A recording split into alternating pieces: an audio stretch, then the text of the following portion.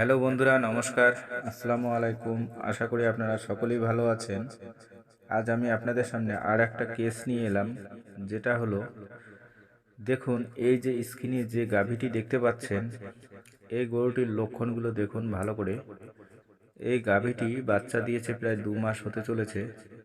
আজ 2 দিন হলো গাভীটি খাওয়া দাওয়া একদম বন্ধ করে দিয়েছে। টেম্পারেচার নিলাম, তাপমাত্রা স্বাভাবিকের থেকে অনেকটাই কম।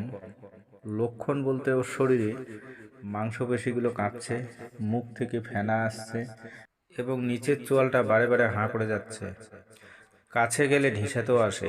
পেটের দিকে দেখলে 2 পেট চেপে গেছে এবং শ্বাস প্রশ্বাসের সময় পেটটা উঠানামা করছে এবং হার্টবিটটাও খুবই বেশি। আর যখন শ্বাস নিচ্ছে, শ্বাস নিতে গেলে ওর একটা আওয়াজও পাওয়া যাচ্ছে। তো বন্ধুরা, এই গাভীটি দেখার পরে আপনাদের কি মনে হচ্ছে, কি সমস্যা হতে পারে? আমি এই গাভীটি দেখার পরে সমস্ত কিছু যাচাই করার পরে আমার মনে হলো গরুটি র্যাবিস বা জলাতঙ্ক রোগে আক্রান্ত হয়েছে। পশু মালিকের কাছ থেকে জানলাম যে আপনার গাভীকে কি কোনোদিনও কুকুরে কামড়েছিল কি? ওনারা বলল না। এই যে কেসটা হয়েছিল বর্ষার কিছুদিন পরেই, তো ভিডিওটা আমি অনেকদিন পরে ছাড়লাম। পশু মালিককে আবারও জিজ্ঞাসা করলাম, গাভীটি কি আপনারা মাঠে ঘাটে বাঁধান? ওনারা বলল হ্যাঁ।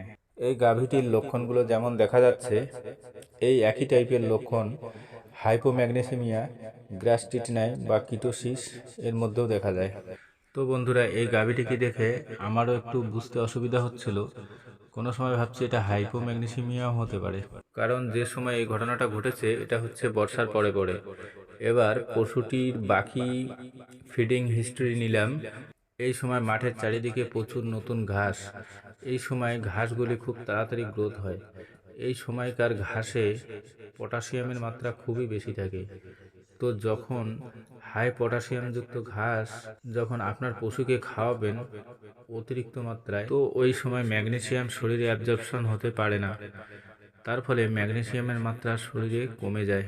তো এই ঘাস যদি পশু সকালবেলা বেশি মাত্রায় খেয়ে ফেলে, বিকেল থেকেই এর লক্ষণ শুরু হয়ে যেতে পারে। এবারে লক্ষণ বলতে, যেমনটি এই গাভীটির মধ্যে কিছুটা লক্ষণ আছে, মাংসপেশির মধ্যে কাঁপুনি, উত্তেজিত হয়ে যাওয়া, মানে খিঁচুনিও আসতে পারে, মুখ থেকে ফেনা আসতে পারে, পশু চেঁচামেচিও করতে পারে, চোখের কনজাক্টিভা অনেকটা বের হয়েও আসে। আবার খাবার দিলে কোনো কোনো পশু খাবারের চেষ্টাও করে।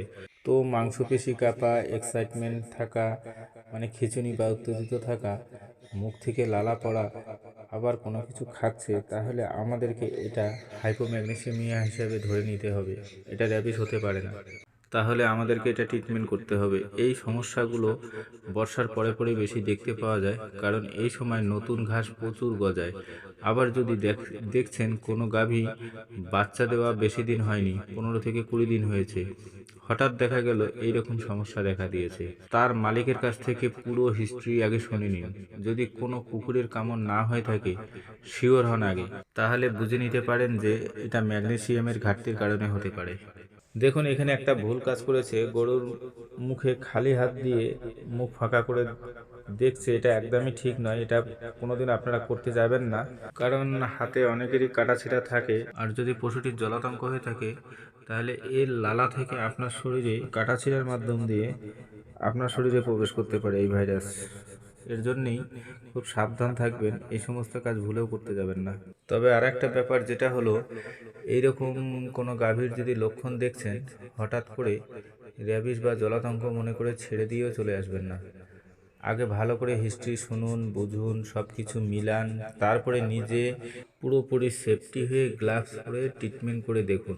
তো স্ক্রিনে যে গাভীটিকে দেখতে পাচ্ছেন, এই গাভীটিকে দেখে আপনাদের কি মনে হলো জানাবেন। পশু মালিকের একটাই কথা ছিল, আমার গাভীকে কুকুরে কামড়ায়নি, অন্য কোনো সমস্যা হতে পারে, আপনি চিকিৎসা করুন।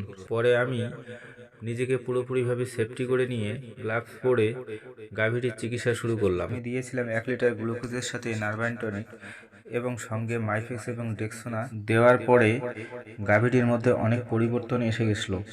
ওর শরীরের মাংসপেশি কাঁপুনি কমে গেছিলো, লালা পড়া কমে গেছিলো এবং পরে মালিকের মুখ থেকে শুনতে পেলাম গাভীটি নাকি পানি এবং লতা ঘাস কিছু খেয়েছিল। গাভীটি একটু সুস্থ হওয়ার পরেই পশু মালিক আর আমাদের সাথে কোনো যোগাযোগ করেনি। পরে একদিন পরে আবার ডাকে আমাদেরকে, বলে গাভীটি আবার আগের মতো করছে। তখন গিয়ে দেখি গাভীটি নিস্তেজে মাটিতে পড়ে আছে এবং খিঁচুনি হচ্ছে। সেই ভিডিওটা আমরা করিনি, সেই ভিডিওটা করে রাখলে আপনাদেরকে দেখাতাম।